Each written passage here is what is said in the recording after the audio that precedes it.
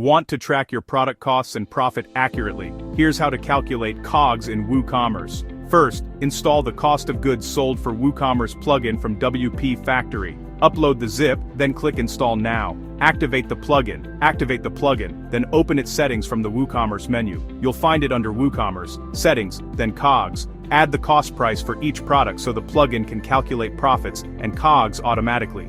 Enter costs in product data, under General. Use tools. Bulk, edit costs to update many products fast.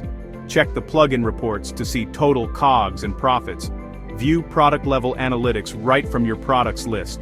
Enable columns to surface key metrics in your workflow. Use the data to make smarter pricing and inventory decisions for your store.